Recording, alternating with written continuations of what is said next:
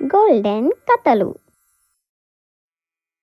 ఒక పల్లెటూరులో అప్పన్న, అతని భార్య సుభద్ర ఉండేవారు. అప్పన్న పరమ పేదవాడు. కాని దేవుడు అప్పన్న చేతుల్లో ఒక గొప్ప మాయను దాచాడు. అప్పన్న వంట వండితే ఆ వాసనకి ఆకలి చచ్చిపోయిన వాడికి కూడా ఆకలి పుడుతుంది. పల్లెటూరి మసాలాతో అప్పన్న వండే వంటల రుచికి ఊళ్ళో వాళ్లంతా లొట్టలు వేసేవారు. సుభద్ర ఎంతో ఓర్పుగల ఇల్లాలు. ఎప్పటికైనా తమ రాత మారుతుందని ఆశగా ఎదురుచూసేది. ఉదయం పూట అప్పన్న గుడిసెలో వాతావరణం దిగులుగా ఉంది. సుభద్ర తన భర్తకు గంజినీళ్ళిస్తూ బాధగా మాట్లాడింది. ఏమండి, ఊర్లో ఏ శుభకార్యం జరిగినా మీరే వంటలు చేస్తారు. జనాలు మీ చేతి వంటను అమృతం అంటారు. మిమ్మల్ని ఆకాశానికి ఎత్తుతారు. కాని ఆ పొయ్యి పొగలు మింగడం తప్ప మనకి మిగిలేదేముంది? వాళ్ళిచ్చే ఆ 4 రూపాయలు కాసిని బియ్యం మన పూట గడవడానికే సరిపోవడం లేదు. మీ చేతి వంటకు తగిన గుర్తింపు, సంపాదన ఈ ఊర్లో దొరకడం లేదు. నిజమే సుభద్ర, నా చేతుల్లో వంట చేసే కళ ఉంది కానీ సొంతంగా వ్యాపారం పెట్టుకునే స్తోమత లేదు. ఈ పల్లెటూళ్ళలో వాళ్ళిచ్చే చిల్లర డబ్బులతో బండి ఎలా కొనగలను? సరుకులు ఎలా తేవగలను? దరిద్రం మనల్ని పైకి రానిచ్చేలా లేదు సుభద్ర. మీరు అధైర్యపడకండి. ఈరోజు పక్కనే ఉన్న పట్నం వెళ్ళి ఏదైనా పెద్ద పని దొరుకుతుందేమో చూడండి. లేదా ఎవరైనా షావుకారు అప్పిస్తాడేమో అడగండి. మీ నైపుణ్యం చూసి దేవుడు ఏదో ఒక దారి చూపిస్తాడు. సరే సుభద్ర, పట్నం వెళ్ళి నా అదృష్టం పరీక్షించుకుంటాను. ఏదైనా పని దొరకకపోదు అని చెప్పి పట్నం బయలుదేరాడు. అలా పట్నం వెళ్లిన అప్పన్న పని కోసం ఎన్నో దుకాణాలు, దళారుల చుట్టూ తిరిగి తిరిగి అలసిపోయాడు. మధ్యాహ్నం 2 గంటల సమయం. పట్నంలో ఎండ దంచి కొడుతోంది. అప్పన్నకు కడుపులో ఎలకలు పరిగెడుతున్నాయి. చేతిలో కేవలం 20 రూపాయలు మాత్రమే ఉన్నాయి. అదే వీధిలో సుబ్బారావు అనే గర్విష్ఠి నడుపుతున్న దొరవారి మిలిటరీ హోటల్ కనబడింది.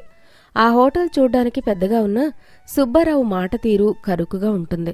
అప్పన్న ఆకలి తట్టుకోలేక నెమ్మదిగా లోపలికి వెళ్ళాడు. అయ్యా, భోజనం ఉందా? ఉంది, కూర్చో. ఏం కావాలి? కడుపు కాలిపోతుంది బాబు, ఏదో ఒక భోజనం తీసుకురా. సర్వర్ తీసుకుని వచ్చిన భోజనం అప్పన్న గబగబా లాగించేశాడు. కడుపు నిండిన ఆనందంతో కౌంటర్ దగ్గరికి వెళ్ళాడు. అక్కడ యజమాని సుబ్బారావు లెక్కలు చూసుకుంటూ కూర్చున్నాడు. అయ్యా, భోజనం ఎంతైంది? ఏరా, మాంసం భోజనం చేశావు, కడుపు నిండా లాగించావు, 100 రూపాయలు తీ. ఆ మాట వినగానే అప్పన్న గుండె ఆగిపోయినంత పనైంది. వాడికి చెమటలు పట్టాయి. పల్లెటూళ్లలో 20 రూపాయలకే కడుపు నిండా భోజనం దొరికేది. 100 రూపాయలా? అయ్యో బాబుగారు, నా దగ్గర 20 రూపాయలే ఉన్నాయ్యా. పల్లెటూరులో భోజనం 20 రూపాయలే కదా అని ఆకలి కొద్దీ ఆలోచించకుండా తినేశాను బాబు. తెలియక తప్పు చేశాను. ఈ 20 ఉంచుకొని నన్ను వదిలేయండి అయ్యా. రేపు వచ్చి మిగతాది కడతాను. ఏమనుకుంటున్నారా నా హోటల్ని? ఇది పల్లెటూరి సత్రం అనుకున్నావా? దర్జాగా వచ్చి మెక్కుతావు, తీరా డబ్బులు అడిగేసరికి ఊరి పేర్లు చెప్తావా? రేపు వస్తావా? నీ మొహం మీలాంటి వాళ్లను రోజుకి ఒక్కడైనా చూడండి, మాకు రోజు గడవదు కదా. ఈ దొంగ నాటకాలన్నీ నా దగ్గర సాగవు. నమ్మండి బాబు, నేను దొంగను కాదు. నా దగ్గర నిజంగా డబ్బులు లేవు. నా భార్య మీద ఒట్టు. డబ్బులు ఇవ్వలేని కాబట్టి పని చెయ్యి. ఇక్కడ అరువులు లేవు. అలా లోపలికి వెళ్ళి కూర్చుని రాత్రి దాకా ఇడ్లీ దోశల పిండి రుబ్బు, గిన్నెలు కడుగు. అప్పుడే వదులుతా. రే రాము, వీడిని తీసుకెళ్ళి ఆ రుబ్బు రోల్ దగ్గర కూర్చోబెట్టు. అప్పన్న అవమానంతో తలదించుకున్నాడు. భోజనం చేసినందుకు ఏమీ అనలేక వంటగదిలోకి వెళ్లి గంటల తరబడి పిండి రుబ్బడం మొదలుపెట్టాడు. సాయంత్రం 6 గంటలైంది. హోటల్లో సుబ్బారావు కంగారుగా అటు ఇటూ తిరుగుతున్నాడు. ఒరే రాము, ఏంట్రా ఇది? రాత్రిపూట ఈ పట్నంలో మన దగ్గర బిర్యానీ కోసమే జనాలు వస్తారు కదా. ఆ బిర్యానీ వండే మాస్టర్ ఇంకా రాలేదేంటి? అదేంటి బాబు, వాడికి జ్వరం వచ్చింది, ఇప్పుడే కబురు వచ్చింది. ఈ రాత్రికి వాడు రాడు. అమ్మ బాబోయ్, కొంప మునిగింది. గంటలో బిర్యానీ గిరాకీలు క్యూ కడతారు. బిర్యానీ లేకపోతే నా పరువు పోతుంది, గల్లా పెట్టే ఖాళీ అవుతుంది. ఇప్పటికిప్పుడు ఏ వంటవాడిని తీసుకొని రావాలిరా దేవుడా? పిండి రుబ్బుతున్న అప్పన్నకు ఆ గొడవంతా వినిపించింది. చేతులు కడుక్కుని నెమ్మదిగా సుబ్బారావు దగ్గరికి వచ్చాడు. అయ్యా, మీరేమీ అనుకోనంటే నేను ఒక మాట చెప్తాను. ఉదయం నా భార్యతో కూడా చెప్పాను. మా ఊర్లో ఏ శుభకార్యం జరిగినా నా చేతుల మీదుగానే వంట అవుతుంది. నాకు బిర్యానీ వండటం బాగా తెలుసయ్యా. మీరు సరుకులు ఇస్తే అద్భుతమైన బిర్యానీ నేను వండి పెడతాను. మీ పరువు కాపాడుతాను. సుబ్బారావు అప్పన్నను పైనుంచి కిందికి ఎగతాళిగా చూశాడు. ఏంటి నువ్వా? 100 రూపాయలు లేక పిండి రుబ్బుతున్న నీకు బిర్యానీ వండటం వచ్చా? ఏదో గంజి కాచే మొహానివి. నా హోటల్ పరువు తీద్దామనా? అయ్యా, వేరే దారి లేదు. వాడు చేస్తానంటున్నాడు కదా, ఏదో ఒకటి వంటనియండి. జనాలు ఒట్టి చేతులతో వెళ్ళిపోతే రేపటి నుంచి మన హోటల్కి రారు. వాడికి ఒక అవకాశం ఇవ్వండి. సరేరా వండు, కానీ బిర్యానీ చెడిపోయిందో నీ చర్మం వలిచి హోటల్ గుమ్మానికి కడతాను, జాగ్రత్త. అప్పన్న వంట మొదలుపెట్టాడు. పట్నం పద్ధతిలో రంగులు రసాయనాలు కలపకుండా అచ్చమైన పల్లెటూరి పద్ధతిలో అల్లం వెల్లుల్లి నూరి నాటు మసాలాలు దట్టించి కట్టెల పొయ్యి మీద అద్భుతమైన బిర్యానీ తయారు చేశాడు. ఆ బిర్యానీ ఉడుకుతుంటే వస్తున్న ఘుమఘుమలు హోటల్ దాటి వీధి చివరి వరకు వ్యాపించాయి. రాత్రి 7 గంటలకు కస్టమర్లు రావడం మొదలైంది. సర్వర్ వేడివేడి బిర్యానీని ఆకుల్లో వడ్డిస్తున్నారు. ఒక కస్టమర్ నోట్లో మొదటి ముద్ద పెట్టుకోగానే వాడి కళ్ళు ఆనందంతో పెద్దవయ్యాయి. వావ్! అరే మామ, ఏంట్రా ఈ రుచి? అద్భుతం రా! ఇంత అద్భుతమైన బిర్యానీ నేను ఎక్కడా తినలేదు. ముక్క దూదిలా ఉడికింది. మసాలా కడుపును చల్లగా తాగుతుంది.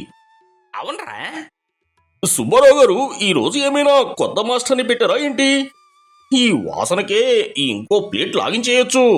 హోటల్లో ఉన్న ప్రతి ఒక్క కస్టమర్ లొట్టలు వేసుకుంటూ ఆవురావురుమంటూ తింటున్నారు. చూస్తుండగానే అప్పన్న వండిన పెద్ద గేడిస బిర్యానీ మొత్తం సేల్ అయిపోయింది. సుబ్బారావు గల్లా పెట్టే డబ్బులతో నిండిపోయింది. వాడి ఆనందానికి అవధుల్లేవు. రాత్రి 9 గంటలైంది. కస్టమర్లంతా వెళ్ళిపోయారు. అప్పన్న చేతులు తుడుచుకుంటూ ఎంతో ఆనందంగా సుబ్బారావు దగ్గరికి వచ్చాడు. తన వంటకు మెప్పు దొరికినందుకు అప్పన్నకు చాలా గర్వంగా ఉంది. అయ్యా సుబ్బారావు గారు, చూశారు కదా కస్టమర్లు ఎలా లొట్టలు వేసుకుంటూ తిన్నారో. మొత్తం బిర్యానీ ఖాళీ అయిపోయింది. నీ గల్లా పెట్టే నిండిపోయింది. ఏదో దేవుడి దయ వల్ల నా అదృష్టం బాగుండి అమ్ముడు పోయిందిలే. సరే, 100 రూపాయల బాకీ తీరింది కదా, ఇక దయచేయి. అయ్యా, నేను 100 రూపాయల భోజనం చేశాను. దానికి బదులు మధ్యాహ్నం నుంచి పిండి రుబ్బాను. ఆ తర్వాత రాత్రికి ఏకంగా 100 మందికి సరిపడా బిర్యానీ వండాను. నేను తిన్నదానికంటే మీకు 100 రెట్లు ఎక్కువ పని చేశాను. నా శ్రమకు తగిన కూలీ ఇస్తారా బాబుగారు? ఇంట్లో నా భార్య ఆకలితో ఎదురు చూస్తుంటుంది. ఏంటి కూలీ? ఏంట్రా కూలీ? నువ్వు చేసిన బిర్యానీ నీ మొహంలాగే చండాలంగా ఉంది. అది చూసి జనాలు ఎవరూ తినకపోతే నేను నా మాటకారితనంతో నా తెలివితేటలతో బతిలాడి వాళ్లకు అమ్మాను. నీ చేతి వంటలో ఏం లేదు, అంతా నా పేరు వల్లే జరిగింది. 100 రూపాయల భోజనం ఉచితంగా ఇచ్చినందుకు దండం పెట్టుకుని పో ఇక్కడి నుంచి. అయ్యా, ఎంత అన్యాయం! నా కష్టాన్ని దోచుకోవద్దు. ఇంకో మాట మాట్లాడితే పోలీసులకు పట్టిస్తాను, వెళ్ళా. అప్పన్న గుండె పగిలిపోయింది. తన చేతి వంటకు గుర్తింపు లేదు సరికదా, దారుణమైన అవమానం ఎదురైంది. కన్నీళ్లు తుడుచుకుంటూ రాత్రికి రాత్రి నడుచుకుంటూ తన పల్లెటూరికి చేరుకున్నాడు. అర్ధరాత్రి అప్పన్న ఏడుస్తూ ఇంటికి వెళ్లాడు. భార్య సుభద్ర దీపం వెలుతురులో భర్త కోసం ఎదురుచూస్తుంది. ఏమండి, ఎందుకలా ఏడుస్తున్నారు? ఏమైంది? పట్నంలో పని దొరకలేదా? అప్పన్న బోరున ఏడ్చుకుంటూ ఉదయం జరిగిన అవమానాన్ని, 100 రూపాయల భోజనం కాదను తను వండిన బిర్యానీని ఆ యజమాని వాడుకుని బయటకు గెంటేసిన విషయాన్ని పోసగుచ్చినట్టు చెప్పాడు. సుభద్ర, పేదోడి శ్రమని, నైపుణ్యాన్ని దోచుకునే సమాజం ఇది.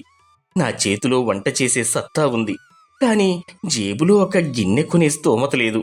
ఆ సుబ్బారావు నా కూలి ఎగ్గొట్టడమే కాకుండా నా చేతి వంటను నా మొహంలా చండాలంగా ఉంది అన్నాడు.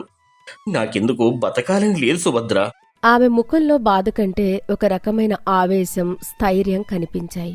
సత్తా చూపించడానికి నా దగ్గర ఏముంది సుభద్ర?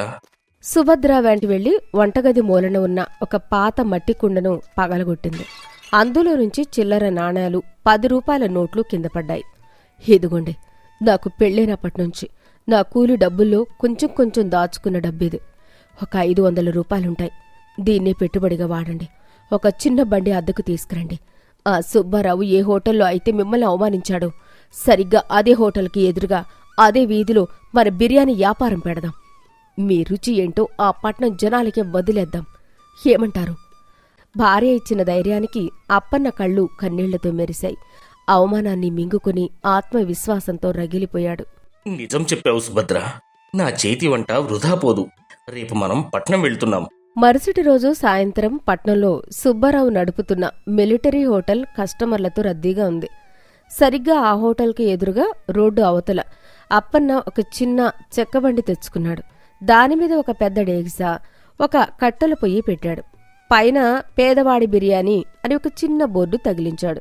సుభద్ర పక్కనే నిలబడి వడ్డించడానికి ఆకులు సిద్ధం చేస్తోంది. అప్పన్న బిర్యానీ బండి పెట్టడం సుబ్బారావు కంటపడింది. వాడికి కోపం, వెటకారం ముంచుకొచ్చాయి. రోడ్డు దాటి అప్పన్న బండి దగ్గరికి వచ్చాడు. ఏంట్రా పిండి రూపేవాడా? నా హోటల్కే పోటీగా వచ్చావా? పగలు పిండి రూపుకొని రాత్రి గంజి తాగే నీలాంటి పేదోళ్ళు నా దర్జా ముందు నిలబడగలరా? నా హోటల్ బోర్డు చూస్తేనే జనాలు లోపలికి వస్తారు. నీలాంటి వాడి దగ్గర ఎవడ్రా రోడ్డు మీద నిలబడి తినేది? రేపటికల్లా ఈ బండి అమ్ముకొని పారిపోతావు చూడు. అప్పన్న ఏమాత్రం భయపడకుండా పొయ్యిలోకి కట్టెలు తోస్తూ ప్రశాంతంగా, అయ్యా, బోర్డును చూసి వచ్చేది వ్యాపారం, రుచిని చూసి వచ్చేది అభిమానం. ఈ పేదవాడి చేతి చలవ ఏంటో నా పొయ్యి మీదున్న డేగిసానే చెప్తుంది. వెళ్ళి మీ గల్లా పెట్టా చూసుకోండి. సుబ్బారావు ముఖం మార్చుకుని, వీడి పొగరు చూడు, ఈరోజు వీడికి ఒక్క కస్టమర్ కూడా రాకూడదు అని శపిస్తూ హోటల్లోకి వెళ్ళిపోయాడు. రాత్రి 7 గంటలయింది. అప్పన్న పొయ్యి మీద మటన్ బిర్యానీకి దమ్ కట్టాడు. నెయ్యి, యాలుకలు, పుదీనా వాసనలు కలిసి ఆ గాలికి ఒక కొత్త ప్రాణం పోశాయి. అప్పన్న మూత తీయగానే ఆ గుమగుమలు నేరుగా గాలిలో తేలుకుంటూ వెళ్లి ఎదురుగా ఉన్న సుబ్బారావు హోటల్లోకి ప్రవేశించాయి. ఆ సమయంలో హోటల్లో ఎంతోమంది కస్టమర్లు సుబ్బారావు హోటల్ బిర్యానీ తింటున్నారు.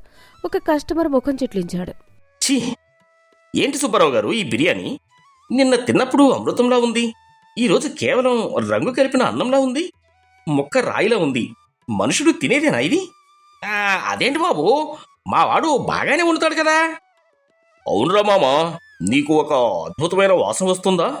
ఎవరో బయట స్వచ్ఛమైన నెయ్యితో, నాటు మసాలాలతో బిర్యానీ వండుతున్నట్టున్నారు.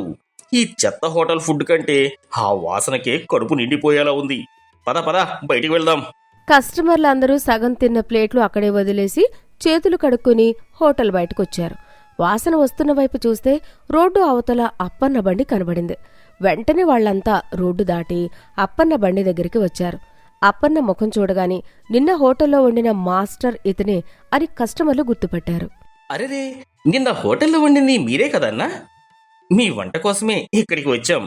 సుబ్బారావు గారు చెత్త పెడుతున్నాడు. త్వరగా మాకు 2 ప్లేట్లు వడ్డించన్నా. అప్పన్న నవ్వుతూ ఆకుల్లో వేడివేడిగా గుబాళిస్తున్న బిర్యానీ వడ్డించాడు.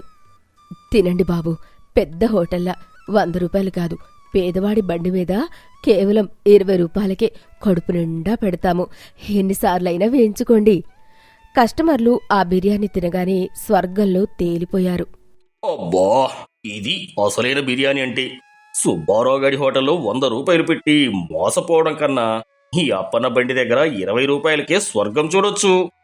అంతే. ఆ మాట ఆ నోటా ఈ నోటా పాకి ఆ వీధిలో వెళ్లే జనాలు, హోటల్లోకి వెళ్దామనుకున్న జనాలు అందరూ అప్పన్న బండి దగ్గరే క్యూ కట్టారు. అప్పన్న వడ్డించడం, సుభద్ర డబ్బులు తీసుకోవడం చూస్తుండగానే తెచ్చిన డేగిసా గంటలో ఖాళీ అయిపోయింది. అక్కడ ఎదురుగా పెద్ద బోర్డు పెట్టుకున్న సుబ్బారావు హోటల్ ఖాళీగా ఉంది. ఏ ఒక్క కస్టమర్ లోపలికి రావడం లేదు. సుబ్బారావు ఈగలు తోరుకుంటూ గల్లాపెట్టి మీద తలకాయ పెట్టుకుని కూర్చున్నాడు. కస్టమర్లంతా అప్పన్న బండి వైపు వెళ్తుంటే వాడికి గుండెలు బాదుకోవడం తప్ప ఏమీ చేత కాలేదు. అప్పన్న వంట సామాగ్రి కడుక్కుంటుంటే సుభద్ర డబ్బులు లెక్కపెట్టింది. ఏవండి, ఈ ఒక్కరోజులోనే మన పెట్టుబడి తిరిగి రావడమే కాకుండా లాభం కూడా వచ్చింది. చూశారా, మిమ్మల్ని అవమానించి గెంటేసిన ఆ హోటల్ యజమాని ఇప్పుడు ఎలా ఈగలు తోలుకుంటూ కూర్చున్నాడు. అవును సుభద్ర, ఆ రోజు వాడు నన్ను అవమానించకపోయి ఉంటే, నాకు కూలీ ఇచ్చి పంపించి ఉంటే నేను జీవితాంతం ఇలాగే వాళ్లకి కూలీగా మిగిలిపోయేవాడిని. వాడి అవమానమే నన్ను ఈరోజు ఒక యజమానిని చేసింది. నీ నమ్మకమే నన్ను గెలిపించింది. పేదరికం వాళ్ల వెనక ఉండిపోయింది. ప్రతిభ వాళ్లకు దారి చూపించింది. ఆ పేదవాడి బిర్యానీ బండి ఆ పట్నంలోనే ఒక పెద్ద బ్రాండ్గా మారిపోయింది. కథలోని నీతి: తన ప్రతిభను ఇతరులు తక్కువ చేసి అవమానించినప్పుడు అధైర్యపడకూడదు. ఆ అవమానాన్ని పెట్టుబడిగా మార్చుకుని కష్టపడితే అంతకంటే గొప్ప విజయాన్ని సాధించవచ్చు. నైపుణ్యం మరియు కష్టపడే తత్వం ఉంటే పెద్ద పెద్ద హోటళ్లు, దర్పం కూడా ఒక చిన్న తోపుడు బండి ముందు ఓడిపోవాల్సిందే. కష్టకాలంలో భర్తను నిందించకుండా అతనికి అండగా నిలబడి ఆత్మవిశ్వాసం నింపే భార్య ఉంటే ఏ మగవాడైనా అద్భుతాలు